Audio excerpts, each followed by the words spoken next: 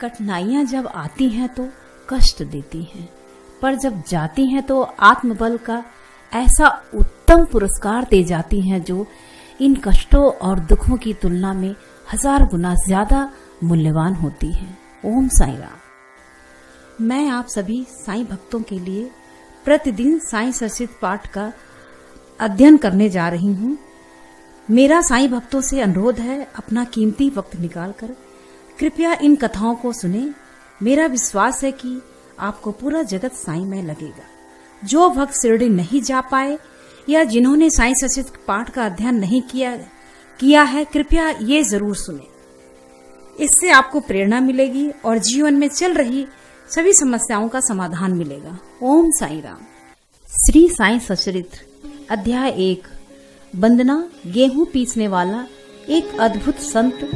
गेहूं पीसने की कथा तथा उसका तात्पर्य। पुरातन पद्धति के अनुसार श्री हेमान पंत श्री साईं सचरित्र का आरंभ वंदना द्वारा करते हैं। प्रथम श्री गणेश को साष्टांग नमन करते हैं, जो कार्य को निर्विघ्न समाप्त कर उसको यशस्वी बनाते हैं और कहते हैं कि साईं ही गणपति हैं। फिर भगवती सरस्वती को, जिन्होंने काव्य रचने की प्रेरणा दी, और कहते हैं कि साईं भगवती हैं, भगवती से भिन्न नहीं हैं, जो कि स्वयं ही अपना जीवन संगीत बयान कर रहे हैं।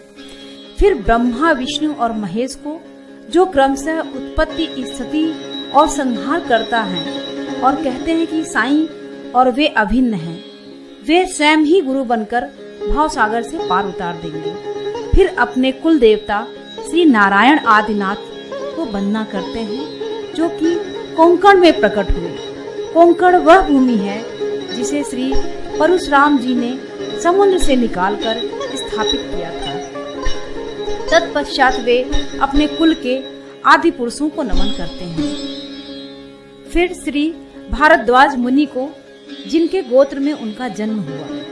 पश्चात उन ऋषियों को, जैसे याज्ञवल्क्य, भृगु, पराशर, नारद, वेद व्यास, सनक, संददन, संत कुमार, शुक, सौनक, विश्वामित्र, वशिष्ठ, वामदेव, जैमिनी, वैशंपायन, नवयोगींद्र इत्यादि तथा आधुनिक संत जैसे निवृत्ति, ज्ञानदेव, सोपान, मुक्ताबाई, जनार्दन, एकनाथ, नामदेव, तुकाराम, कान्हा, नरसिंह आदि को नमन करते हैं।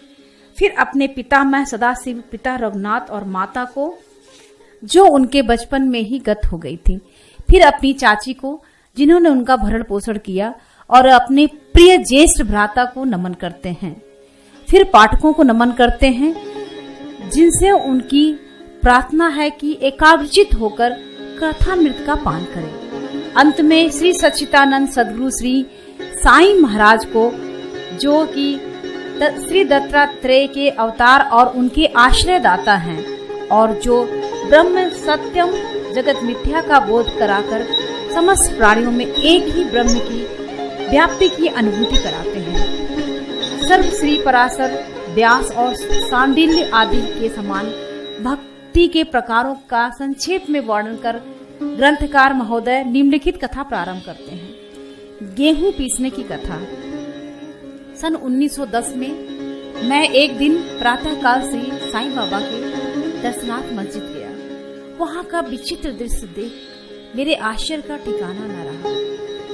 साईं बाबा मुंह हाथ धोने के पश्चात चक्की पीसने की तैयारी करने लगे। उन्होंने फर्श पर एक टाट का टुकड़ा बिछाकर उस पर हाथ से पीसने वाली चक्की रखी। उन्होंने कुछ गेहूं डालकर पीसना आरंभ कर दिया। मैं सोचने लगा कि बाबा के चक्की पीसने से क्या लाभ है। उनके पास तो कोई है भी नहीं और वे अपना निर्वाह भी भिक्षावृत्ति द्वारा ही करते हैं। इस घटना के समय वहां उपस्थित अन्य व्यक्तियों की भी ऐसी ही धारणा थी, परंतु उनसे पूछने का साहस किसे था।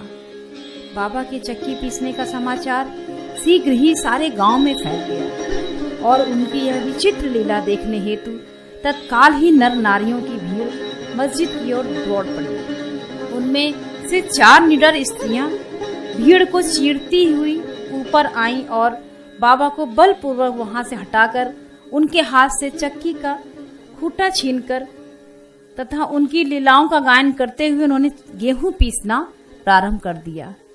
पहले तो बाबा क्रोधित हुए, परंतु फिर उनका भक्ति भाव देख वे शांत होकर मुस्कुराने लगे। पीसते पीसते उन स्त्रियों के मन में ऐसा विचार आया कि बाबा के न तो घर द्वार है और न इनके कोई बाल बच्चे हैं तथा न कोई देख रेख करने वाला ही है। वे स्वयं भिक्षावृत्ति द्वारा ही अपना निर्वाह करते हैं, अतः उन्हें भोजनादि के लिए आटे की आवश्यकता ही क्या है। बाबा तो परम दयालु हैं, हो सकता है यह आटा वे हम सब लोगों में ही वितरण कर दें। इन्हीं विचारों में मग्न रहकर गीत गाते गाते ही उन्होंने सारा आटा पीस डाला। तब उनकी चक्की को हटाकर आटे को 4 समान भागों में विभक्त कर लिया और अपना अपना भाग लेकर वहां से जाने को उद्यत हुई। अभी तक शांत मुद्रा में निमग्न बाबा तत्क्षण ही क्रोधित हो उठे और उन्हें अपशब्द कहने लगे। स्त्रियों, क्या तुम पागल हो गई हो? तुम किसके बाप का माल हड़प कर ले जा रही हो? क्या कोई कर्जदार का माल है जो इतनी आसानी से उठा कर लिए जा रही हो? अच्छा, अब एक काम करो कि इस आटे को ले जाकर गांव की मेड़ पर बिखेरा। मैंने शिरडी वासियों से प्रश्न किया कि जो कुछ बाबा ने अभी किया है उसका यथार्थ में क्या तात्पर्य है। उन्होंने मुझे बतलाया कि गांव में विभूचिका यानी कि हैजा का जोरों से प्रकोप है और उसके निवारणार्थ ही बाबा का यह उपचार है।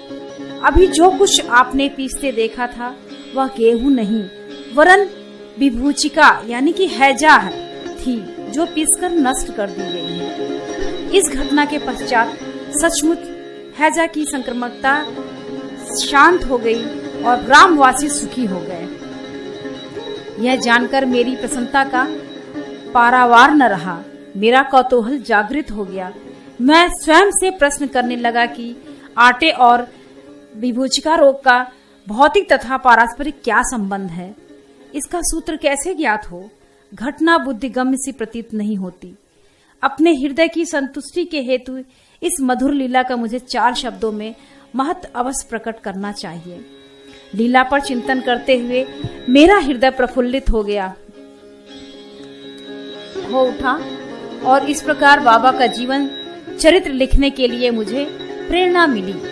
यह तो सब लोगों को विदित है कि यह कार्य बाबा की कृपा और शुभ आशीर्वाद से सफलतापूर्वक संपन्न हुआ। अब आटा पीसने का तात्पर्य। शिरडी वासियों ने इस आटा पीसने की घटना का जो अर्थ लगाया वह तो प्राय ठीक ही है, परंतु इसके अतिरिक्त मेरा विचार से कोई अन्य अर्थ भी है।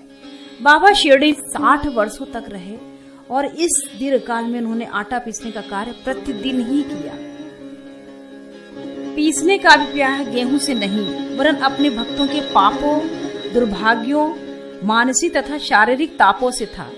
उनकी चक्की के 2 पाटों के में ऊपर का पाट भक्ति तथा नीचे का कर्म था। चक्की की मुठिया जिसे पकड़कर वे पीसते थे वह था ज्ञान। बाबा का दृढ़ विश्वास था कि जब तक मनुष्य के हृदय से प्रवृत्तियां, आसक्ति, घृणा तथा अहंकार नष्ट नहीं हो जाते, जिसका नष्ट होना अत्यंत दुष्कर है, तब तक ज्ञान तथा आत्मानुभूति संभव नहीं है। यह घटना कबीरदास जी की इसके तदनुरूप घटना की स्मृति दिलाती है। कबीरदास जी एक स्त्री को अनाज पीसते देखकर अपने गुरु निरंजन से कहने लगे कि मैं इसलिए रुदन कर रहा हूँ कि जिस प्रकार अनाज चक्की में पीसा जाता है उसी प्रकार मैं भी भवसागर उनकी चक्की में पीछे जाने की यातना का अनुभव कर रहा हूँ। उनके गुरु ने उत्तर दिया कि घबराओ नहीं, चक्की के केंद्र में जो ज्ञान रूपी दंड है उसी को दृढ़ता से पकड़ लो। जिस प्रकार तुम मुझे करते देख रहे हो उससे दूर मत जाओ, बस केंद्र की ओर अग्रसर होते जाओ और यह तब तक निश्चिंत है कि तुम इस भवसागर रूपी चक्की से अवश्य ही बच जाओगे। ओम साई नाथाय नमः। कठिनाइयां जब आती हैं तो कष्ट देती हैं, पर जब जाती हैं तो आत्मबल का ऐसा उत्तम पुरस्कार दे जाती हैं जो इन कष्टों और दुखों की तुलना में 1000 गुना ज्यादा मूल्यवान होती है। ओम साईं राम। मैं आप सभी साईं भक्तों के लिए प्रतिदिन साईं सचरित पाठ का अध्ययन करने जा रही हूँ। मेरा साईं भक्तों से अनुरोध है, अपना कीमती वक्त निकालकर कृपया इन कथाओं को सुने। मेरा विश्वास है कि आपको पूरा जगत साईंमय लगेगा। जो भक्त शिरडी नहीं जा पाए या जिन्होंने साईं सचरित पाठ का अध्ययन नहीं किया है, कृपया ये जरूर सुने। इससे आपको प्रेरणा मिलेगी और जीवन में चल रही सभी समस्याओं का समाधान मिलेगा। ओम साईं राम। श्री साईं सचरित्र अध्याय 1। वंदना। गेहूं पीसने वाला एक अद्भुत संत। गेहूं पीसने की कथा तथा उसका तात्पर्य। पुरातन पद्धति के अनुसार श्री हेमान पंत श्री साईं सचरित्र का आरंभ वंदना द्वारा करते हैं। प्रथम श्री गणेश को साष्टांग नमन करते हैं, जो कार्य को निर्विघ्न समाप्त कर उसको यशस्वी बनाते हैं और कहते हैं कि साईं ही गणपति हैं। फिर भगवती सरस्वती को, जिन्होंने काव्य रचने की प्रेरणा दी, और कहते हैं कि साईं भगवती हैं, भगवती से भिन्न नहीं हैं, जो कि स्वयं ही अपना जीवन संगीत बयान कर रहे हैं। फिर ब्रह्मा, विष्णु और महेश को, जो क्रमशः उत्पत्ति, स्थिति और संहार करता है, और कहते हैं कि साईं और वे अभिन्न हैं, वे स्वयं ही गुरु बनकर भाव सागर से पार उतार देंगे। फिर अपने कुल देवता श्री नारायण आदिनाथ को वंदना करते हैं, जो कि कोंकण में प्रकट हुए। कोंकण वह भूमि है जिसे श्री परशुराम जी ने समुद्र से निकालकर स्थापित किया था। तत्पश्चात वे अपने कुल के आदि पुरुषों को नमन करते हैं। फिर श्री भारद्वाज मुनि को, जिनके गोत्र में उनका जन्म हुआ। पश्चात उन ऋषियों को, जैसे याज्ञवल्क्य, भृगु, पराशर, नारद, वेद व्यास, सनक, सनदन, संत कुमार, शुक, सौनक, विश्वामित्र, वशिष्ठ, वामदेव, जैमिनी, वैशंपायन, नवयोगींद्र इत्यादि